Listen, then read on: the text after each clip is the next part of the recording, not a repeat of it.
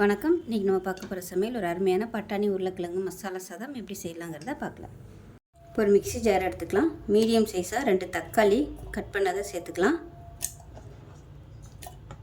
இது கூடவே ஒரு 5 சின்ன வெங்காயம் சேர்த்துக்கலாம். காரத்துக்கு ஒரு 4 பச்சை மிளகாயை 2ஆக கட் பண்ணிவிட்டு சேர்த்துக்கலாம். ஒரு கை அளவுக்கு கொத்தமல்லி இலை சேர்த்துக்கலாம். அதே மாதிரி ஒரு கை அளவுக்கு புதினா இலை. இப்போ இதில் நல்லா ஒரு 2 டேபிள் ஸ்பூன் அளவுக்கு தயிர் சேர்த்துக்கலாம். இப்போ இது எல்லாத்தையும் நல்லா நைஸாக அரைச்சிட்டு பார்க்கலாம். குக்கர் எடுத்துக்கலாம். தேவையான அளவுக்கு எண்ணெய் சேர்த்துக்கலாம். இப்போ பாருங்கள், எண்ணெய் நல்லா சூடாகிடுச்சு. பிரியாணி இலை சேர்த்துக்கலாம். ஒரு சின்ன துண்டாக 3 பட்டை சேர்த்துக்கலாம். 2 கிராம்பு சேர்த்துக்கலாம். ஒரு அன்னாச்சி பூ சேர்த்துக்கலாம். கொஞ்சமாக சோம்பு சேர்த்துக்கலாம். இப்போ இதில் மீடியம் சைஸாக ஒரு பெரிய வெங்காயம் நீளமாக நறுக்கினதை சேர்த்துக்கலாம்.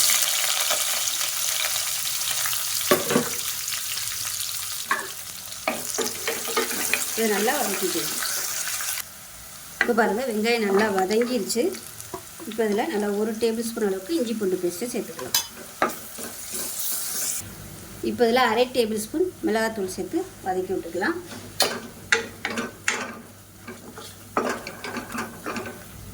அரை டேபிள் ஸ்பூன் தனியாத்தூள் சேர்த்துக்கலாம்.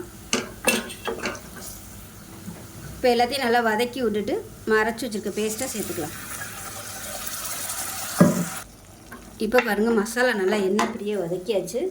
இப்போ இதில் நல்லா 2 கை அளவுக்கு ஃப்ரெஷ்ஷான பட்டாணி சேர்த்துக்கலாம். அது கூடவே மீடியம் சைஸாக ஒரு உருளைக்கிழங்கு கட் பண்ணி வச்சுருக்கேன், அதையும் சேர்த்துக்கலாம். இப்போ இதையும் சேர்த்து நல்லா வதக்கி விட்டுக்கலாம். இப்போ தேவையான அளவுக்கு உப்பு சேர்த்துக்கலாம். இப்போ பாருங்கள், நல்லா எண்ணெய் பிரிய வந்துருச்சு. இப்போ இந்த ஸ்டேஜில் தண்ணி சேர்த்துக்கலாம். 1 டம்ளர் பாசுமதி அரிசிக்கு 1.5 டம்ளர் தண்ணி வச்சுருக்கேன். 1.5லேருந்து 1.25 வரைக்கும் நீங்கள் வச்சுக்கலாம். அதை நல்லா சூடு பண்ணிவிட்டு சேர்த்துக்கோங்க. இது நல்லா கொதிக்க ஆரம்பிக்கட்டும். இப்போ தண்ணி நல்லா கொதிக்க ஆரம்பிச்சிருச்சு. இப்போ ஊற வச்சுருந்த அரிசியை சேர்த்துக்கலாம். நல்லா 20 நிமிஷம் ஊற வச்சுருக்கேன். நான் இன்றைக்கி பிரியாணி, அதாவது பாசுமதி அரிசி தான் சேர்த்துருக்கேன். இதுக்கு தான் நீங்கள் ஜீரக சம்பா சேர்க்குறனாலும் சேர்த்துக்கலாம்.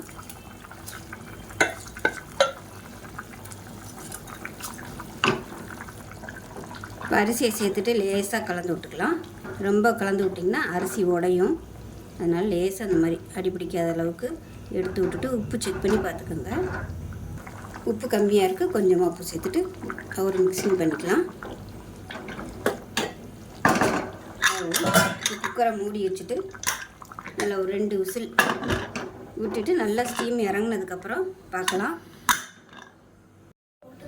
இப்போ ஸ்டீம்லாம் போயிடுச்சு. எப்படி இருக்குன்னு பார்க்கலாம். பாருங்கள், சூப்பராக வந்துருச்சு. அரிசி ஒன்று நல்லா நீளமாக இருக்குது பாருங்கள். நல்லா அப்படியே கீழேருந்து மேலே வரைக்கும் பரட்டி விட்டுக்கலாம். இப்போ நமக்கு அருமையான பட்டாணி மசாலா சாதம் ரெடி ஆகிடுச்சு. லஞ்ச் பாக்ஸுக்கு அருமையாக இருக்கும். ஸோ இதே மாதிரியே செஞ்சு பாருங்கள். செஞ்சு பார்த்துட்டு எப்படி வந்துச்சுங்கிறத சொல்லுங்கள். வீடியோ பிடிச்சிச்சின்னா லைக் பண்ணுங்கள், கமெண்ட் பண்ணுங்கள், சேனலை சப்ஸ்கிரைப் பண்ணுங்கள், பக்கத்தில் பெல் பட்டனை ப்ரெஸ் பண்ணுங்கள். நன்றி.